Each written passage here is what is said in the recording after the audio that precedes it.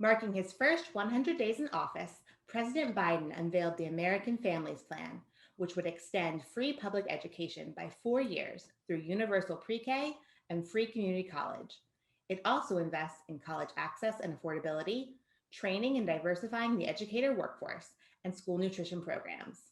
Plus, all the details on the new application and guidance from the U.S. Department of Education to support states in spending funds under the American Rescue Plan equitably, including millions to support youth experiencing homelessness.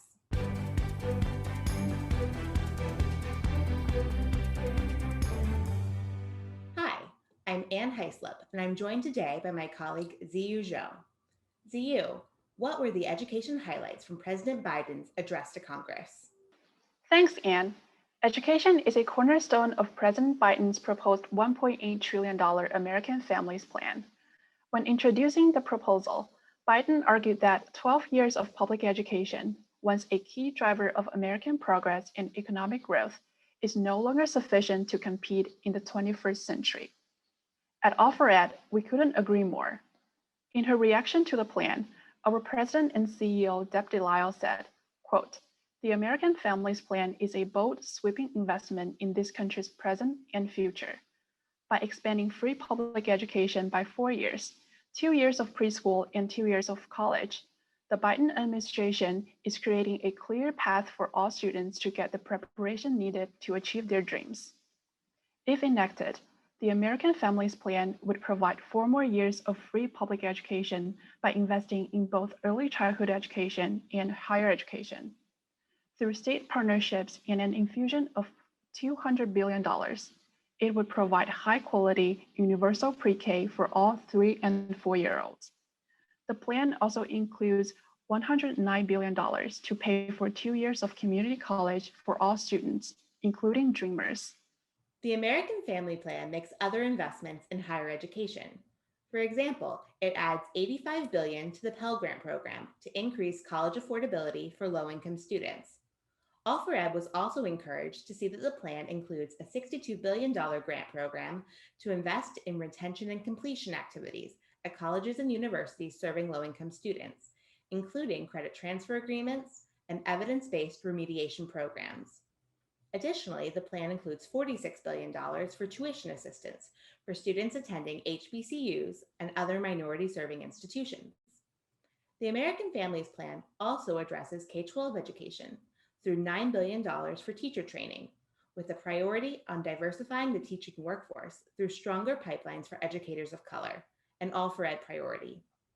Finally, the plan provides $45 billion to expand school nutrition programs, including increasing the number of schools that can provide free meals to all of their students and making the summer EBT program permanent, which helps low-income families with children eligible for free school meals purchase food over the summer. The ambitious American Families Plan faces a long road to becoming law and will likely need to be reworked considerably to receive the votes necessary for passage in the House and Senate before it can reach President Biden's desk. Shifting gears, the Biden administration continues its work to help states and districts safely reopen schools and support students during the pandemic recovery. Last week, the U.S. Department of Education published the template states will use to access their remaining funds under the American Rescue Plan Elementary and Secondary School Emergency Relief Program. In March, states received 2/3 of the $122 billion in ARP funding to help reopen K-12 schools and tackle learning loss. To receive the final third, however, states must submit a detailed implementation plan by June the 7th. In their plans, states will describe how they will implement evidence-based practices to meet students' needs, including how they will use the specific set-asides in ARP for summer enrichment, comprehensive after-school programs, and interventions to address learning loss. States' plans must be publicly available, include data on schools' current operating status and mode of instruction, and describe how the state will support districts in developing plans for spending ARP funds locally. Finally, states and school districts must engage meaningfully with a wide range of stakeholders to ensure that student and community voices are reflected in their plans.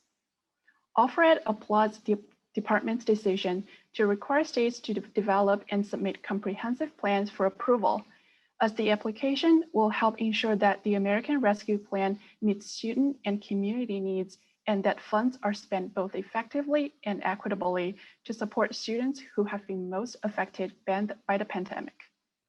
As we discussed on a previous federal flash, the full $122 billion states and districts will receive once their plans are approved is intended to supplement state and local education spending. To that end, ARP includes a maintenance of effort provision to ensure that states do not replace their own funding with the new federal dollars. Specifically, for the next 2 years, state education budgets need to take up the same share of overall state spending as they did on average over the past 3 years. However, the Secretary can waive the state maintenance of effort requirement. To help states make sense of the law's fiscal provisions, the agency updated guidance on ARP's maintenance of effort provision compared to similar provisions in past COVID-19 relief bills and the waiver process. The new guidance, as well as the plan template, can be found on the department's website below. But that's not all that the department did last week to implement the American Rescue Plan. All4Ed is also cheering the release of $200 billion of the $800 million in ARP to help states identify and support students experiencing homelessness. COVID-19 has increased the number of students experiencing homelessness and exacerbated the challenges they face. By acting now, the department is providing schools with critical resources quickly to help them re-engage students and enroll them in summer learning opportunities. The remaining $600 million for homeless students included in ARP will be dispersed as early as June. Despite the impact of COVID-19 and concerns that the data could be inaccurate or incomplete, the department is continuing with the 2020-21 Civil Rights Data Collection, or CRDC. Last week, the agency sent school districts instructions for completing this critically important data collection. For example, for questions in this year's survey about discipline and safety incidents, the CRDC defines remote or virtual learning as at school. The CRDC will also ask districts whether they offered in-person, remote, or a combination of the two during the school year. And finally, the U.S. Department of Agriculture decided to again waive select school nutrition regulations through June 2022. Due to this continued pandemic flexibility, schools may provide meals to students attending school virtually, as well as serve meals throughout the summer. The federal meal reimbursement rate was also increased. That's all for today. For an alert when the next federal flash is available, email alliance@all4ed.org. Thanks for watching. Federal Flash is the Alliance for Excellent Education's video series on important developments in education policy in Washington, D.C. Watch online at all4ed.org/federalflash, subscribe to our YouTube channel, or listen to Federal Flash wherever you get your podcasts.